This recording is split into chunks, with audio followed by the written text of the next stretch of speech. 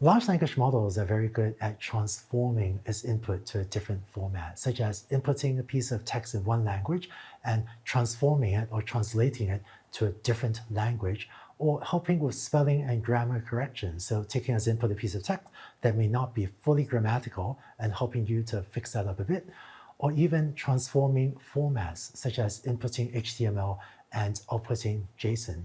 So there's a bunch of applications that I used to write somewhat painfully with a bunch of regular expressions that would definitely be much more simply implemented now with a large language model and a few prompts. Yeah, I use ChatGPT to proofread pretty much everything I write these days, so I'm excited to show you some more examples in the notebook now. So first we'll import OpenAI and also use the same getCompletion helper function that we've been using throughout the videos. And the first thing we'll do is a translation task. So large language models are trained on a lot of text from kind of many sources, a lot of which is the internet, and this is kind of course, in many different languages. So this kind of imbues the model with the ability to do translation. And these models know kind of hundreds of languages to varying degrees of proficiency. And so we'll go through some examples of how to use this capability. So let's start off with something simple. So in this first example, the prompt is, translate the following English text to Spanish. Hi, I would like to order a blender. And the response is, hola, me gustaría ordenar una licuadora. And I'm very sorry to all of you Spanish speakers. I never learned Spanish, unfortunately, as you can definitely tell. Okay, let's try another example. So in this example, the prompt is, tell me what language this is. And then this is in French, combien coûte le lampadaire? And so let's run this. And the model has identified that this is French. The model can also do multiple translations at once. So in this example, let's say, translate the following text to French and Spanish. And you know what, let's add another, an English pirate. And the text is, I want to order a basketball. So here we have French, Spanish, and English pirate. So in some languages, the translation can change depending on the speaker's relationship to the listener. And you can also explain this to the language model, and so it will be able to kind of translate accordingly. So in this example, we say, translate the following text to Spanish in both the formal and informal forms. Would you like to order a pillow? And also notice here, we're using a different delimiter than these backticks. It doesn't really matter as long as it's kind of a clear separation. So here we have the formal and informal. So formal is when you're speaking to someone who's kind of maybe senior to you or you're in a professional situation. That's when you use the formal tone. And then informal is when you're speaking to maybe a group of friends. I don't actually speak Spanish, but my dad does, and he says that this is correct. So for the next example, we're going to pretend that we're in charge of a multinational e-commerce company. And so the user messages are going to be in all different languages. And so users are going to be telling us about their IT issues in a wide variety of languages. So we need a universal translator. So first, we'll just paste in a list of user messages in a variety of different languages. And now we will loop through each of these user messages. So for issue in user messages. And then I'm going to copy over this slightly longer code block. And so the first thing we'll do is ask the model to tell us what language the issue is in. So here's the prompt. Then we'll print out the original message's language and the issue. And then we'll ask the model to translate it into English and Korean. So let's run this. So the original message in French.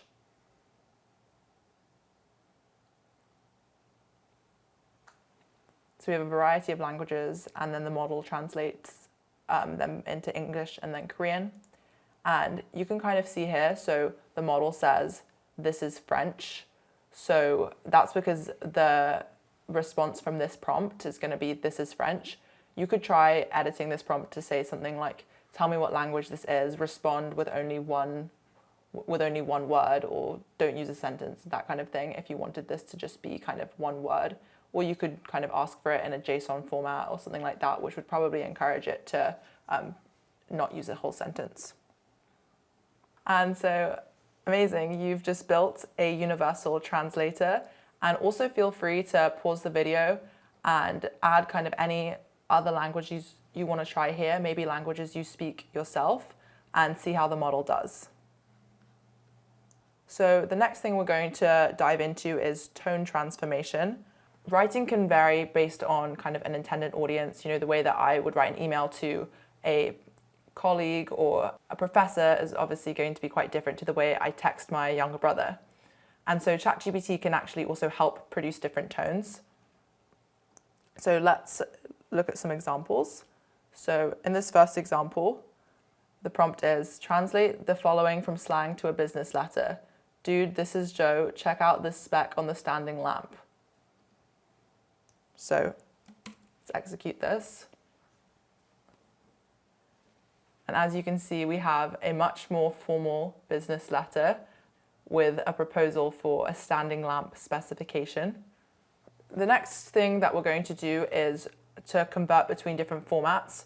ChatGPT is very good at translating between different formats, such as JSON to HTML, XML, all kinds of things, Markdown. And so in the prompt, we'll describe both the input and the output formats. So here is an example. So we have this JSON that contains a list of restaurant employees with their names and email. And then in the prompt, we're going to ask the model to translate this from JSON to HTML. So the prompt is, translate the following Python dictionary from JSON to an HTML table with column headers and titles.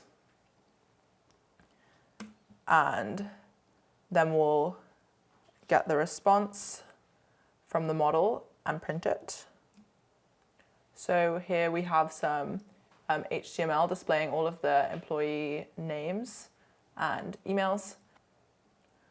And so now let's see if we can actually view this HTML. So we're going to use this display function from this Python library, display HTML response. And here you can see that this is a properly formatted HTML table. The next transformation task we're going to do is spell check and grammar checking.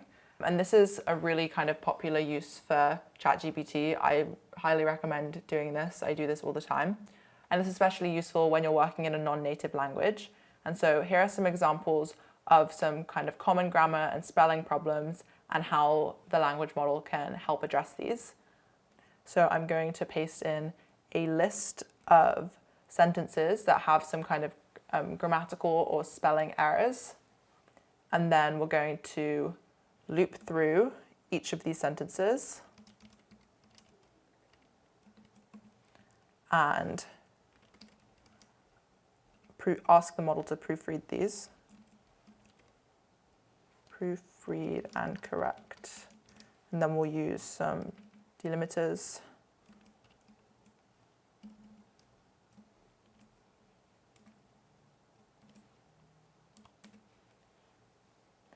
And then we will get the response and print it as usual.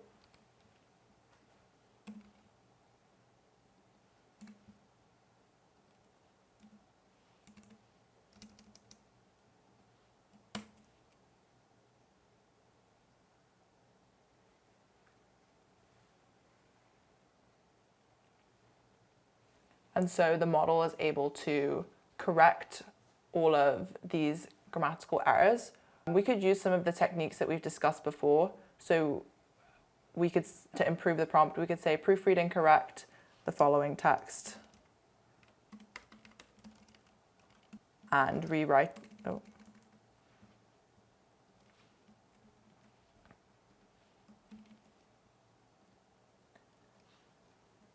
and rewrite the whole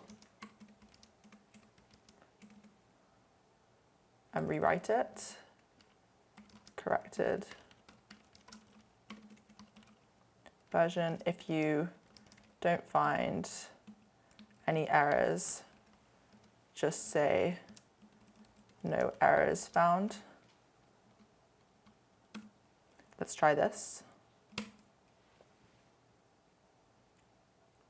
So this way we were able to, oh, they're still using quotes here. But you can imagine you'd be able to find a way with a little bit of iterative prompt development to kind of find a prompt that works more reliably every single time. And so now we'll do another example. It's always useful to check your text before you post it in a public forum. And so we'll go through an example of checking a review. And so here is a review about a stuffed panda. And so we're going to ask the model to proofread and correct the review. Great, so we have this corrected version. And one cool thing we can do is find the kind of differences between our original review and the model's output. So we're going to use this redlines Python package to do this, and we're going to get the diff between the original text of our review and the model output, and then display this.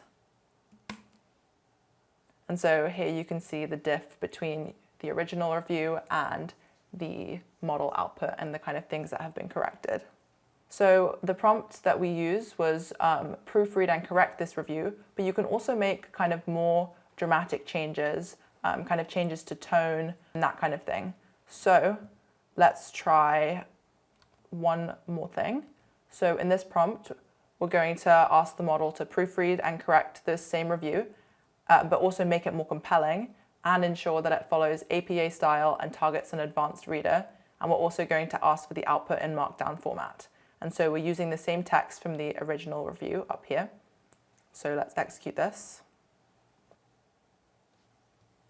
And here we have an expanded APA style review of the soft panda. So this is it for the transforming video. Next up we have expanding, where we'll take a shorter prompt and kind of generate a longer, more free-form response from a language model.